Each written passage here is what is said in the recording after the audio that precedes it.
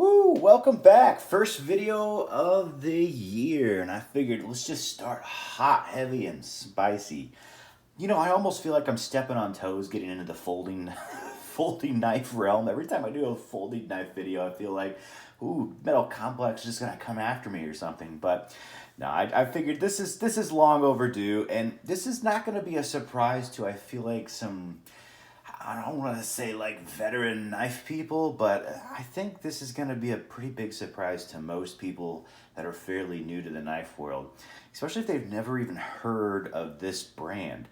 This video is probably called like the best brand, folding knife brand in 2023. And I'll be honest with you, that's just where my head's at right now. And I'm going to caveat that with production knife company, especially American made. Les George is literally putting out some of the best knives I have ever experienced. And I actually, I feel really bad that I've seen this guy around. His design work is everywhere. He's worked with so many companies, especially you'll see him in like Cold Steel, Spartans, Kershaws. His design work, you see it all the time. But if you can actually get one of the brand's pieces directly from Les George, it takes knives to the next level. And I'm kind of shocked. There's what the production holy trinity back in the day was, what is it? It's Medford. Was it Medford? Or, oh gosh, Hinderer, Strider, and Chris Reeve. Medford was out of there. What am I thinking? Those were the three big ones. I'd say that is definitely not true today by any way, shape, or form when it comes to the best production knives out there. And sadly, I don't even put Hinder or Strider anywhere close anymore, just because of just the fit and finish on Hinders have been so bad in the last few years. They've completely just they're off the list. I think they need to be cut $200 to $300 from what they're selling for, and yet people still buying them like hotcakes. I mean, I've just had multiple ones come with loose screws all around, bad finish, not great flipping, and I have not been impressed, especially with Striders too. Striders have some of the worst edges in the world. Not saying Chris Reeve's perfect, they are not. They probably have some of the most boring designs in the world, but I have held them as the top production company for a long time because of fit and finish and what you actually get. They've come through time and time again. I haven't had a bad one. I've had at least 10 folders from Chris Reeve come through, and they've all been exactly the same. They all feel exactly the same, especially if it's the same model. Now, when I experienced Les George, my first one was just the VECP. Now, this is I'll admit, it's kind of a custom. This is the hand ground blade. It's the Chad Nichols Damascus. This thing is amazing. The titanium on here feels like glass, and that is the only way I can actually explain it. It feels like absolute glass, but it's still not slick. The action, smoothest action I've really felt. It's just perfect. The detent, perfect. Everything lined up, and I was like, you know what? I will do anything to get another one just to see what it's like. Then this little, I think the EVP is what this is called, or ESP, something tiny. It's the smaller version of it. This is the flipper version, and I'm not a flipping knife person. I just feel like you don't have the same feel, the control, and you don't have the hit that you get when the blade comes out. But when you actually use this as like a fulcrum, and you light switch it sort of from the top, this thing fires really hard, and it is incredibly smooth. It's on these wild bearings. Oh my goodness. Comes to a flipper, it's the best flipper I've ever felt. It makes Hinderers just honestly feel like crap. If you put them side by side, you're like, wow, why did I pay the exact same amount of money for one versus the other? And that glassy titanium, it is just, it's next level. It really is. And oh, by the way, that's Magna Cut. Oh my gosh. It's just kind of ridiculous. So that's where it really comes down to. If you don't like the design, I am a little sorry. They don't have nearly designs. They don't have the production of any of the major companies out there. Like, they don't even have production as high as Chris Reeve's. What do I think is better, a Chris Reeve or a Les George? At this point, I'd probably actually go for a Les George. They feel a little higher quality, just a little bit. not that I don't like Chris Reeve. The designs they're more ergonomic to me. You get a little more love, which is probably the biggest hit in Chris Reeves. You get the ergonomics with the Les George.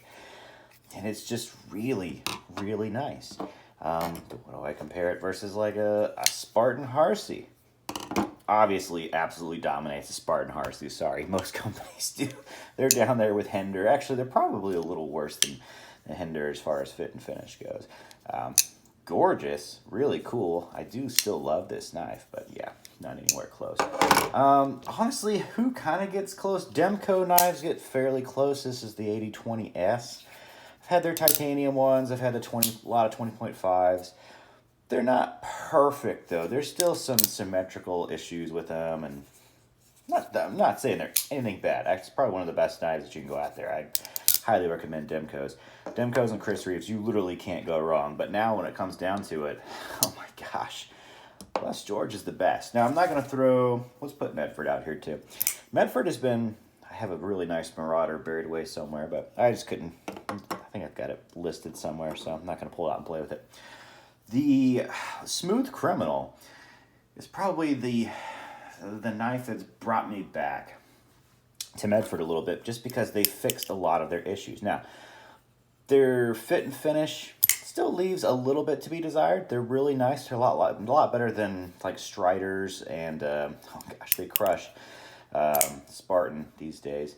But they've actually started to figure out their detents. Detents on this knife is great, and I kind of compared this quite a bit to the little flipper over here.